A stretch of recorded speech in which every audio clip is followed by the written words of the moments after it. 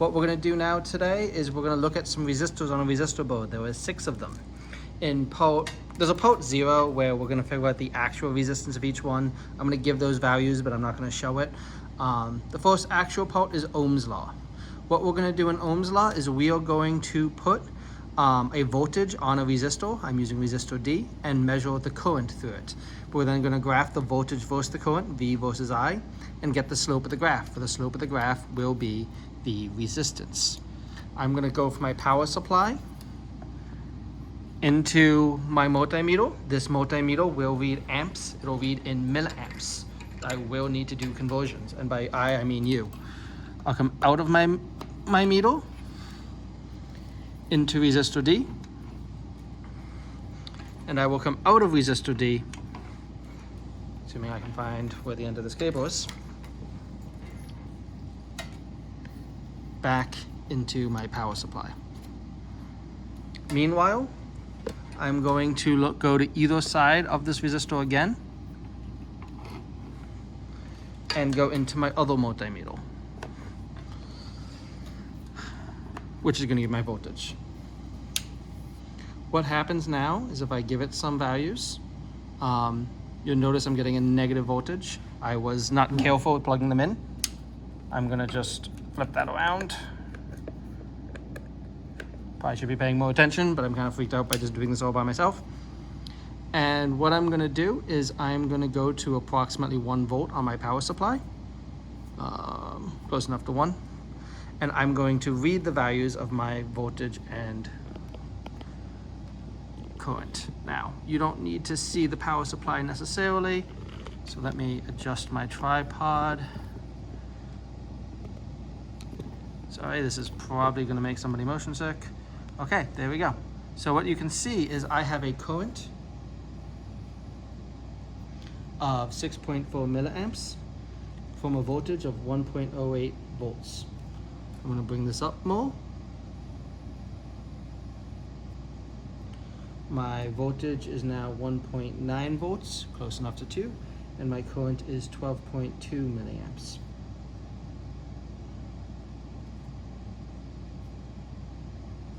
I'll bring this up to 3, or approximately 3.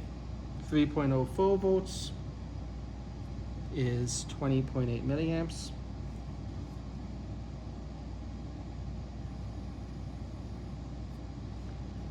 3.87 volts is 27.4 milliamps. Now, an interesting thing, despite being 4.99, never mind. Ignore that interesting thing. 4.99, close enough to 5, and 36.4 milliamps. These amps are in milliamps. Before you do anything, you will need to convert them to amps. There will be a spot for you to do so. And here's my 6. Now this one's kind of showing it well. My power supply, you can't see it, but was reading 6.0 volts, even though my resistor is only getting a 5.6 volts. I have some sort of loss somewhere in this line. It's one of the post-lab questions. See if you can figure out why. As I said, convert the milliamps to amps, and then you make a graph. I'll continue with part B in a second. Okay, in part B, we're going to look at resistors in series. I misspoke. What I'm going to do is I'm going to put a bunch of resistors in series, and I'm going to record the resistance. I'm going to get a theoretical value. You are going to have to find, I'm going to get an experimental value. You're going to get a theoretical value. How I'm going to do that, I'm going to go into my digital multimeter, set to resistance, and in one side, I just knocked something off. In one side of resistor A, I will then go the other side of resistor A to one side of resistor B. I have everything tied around my camera because that was smart. I'll go the other side of resistor B to one side of resistor C, and I'm just going to do A, B, and C in series. So the last side of resistor C into my multimeter. Now this is reading a 1, that means it can't handle the scale. and so I will get a reading. This is resistor A, B, C in series. Of note, I'm on the kilo ohm scale, so that's in kilo ohms. So that's 5,110 ohms. I want you to get a theoretical value by just adding up the values of A, B, and C for resistors in series. I'm going to do this for other groups, and how I'm going to do this, I'm just going to take everything and move it down.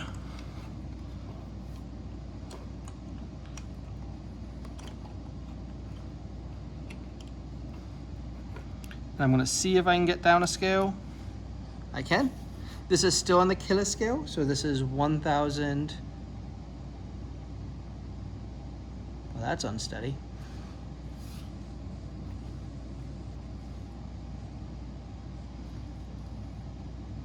There you go, something was loose.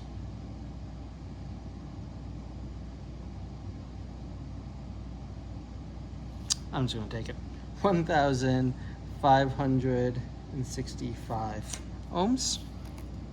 I can then move down again.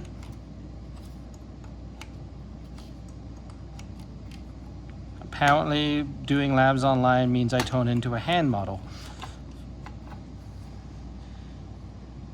This is still on the kilo scale, so that is 400 ohms. And then I'm going to do the last one, which is D, E, and F.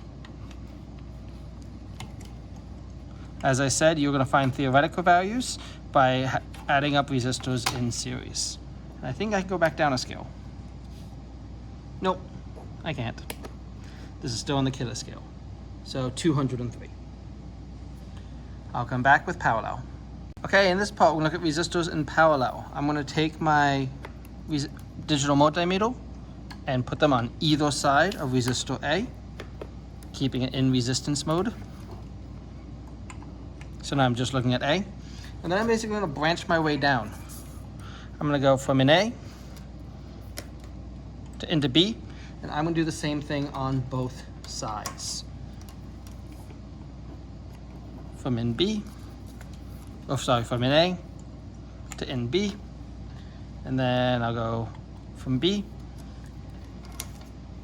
to C, because my goal is to look at resistors A, B, and C in parallel. This would be a parallel circuit. So I'm going to get this all hooked up, and I'm going to find the value of the resistance for these in parallel. Now this is not a kilo scale, so that's the actual value. It's 170.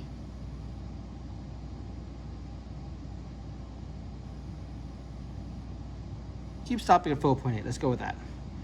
I do ask that you find what the theoretical value is. You're going to do that by trying to add up resistors in parallel.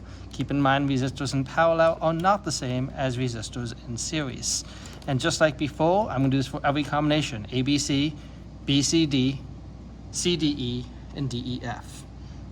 So this is BCE. I'll move it down.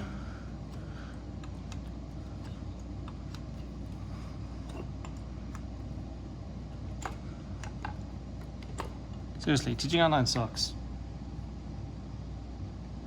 27.0, that's CDE. And lastly, we would do DEF.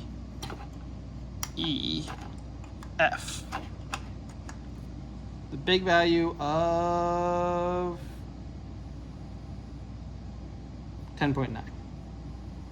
Okay, so we'll get the theoretical values, and you would do that on your own.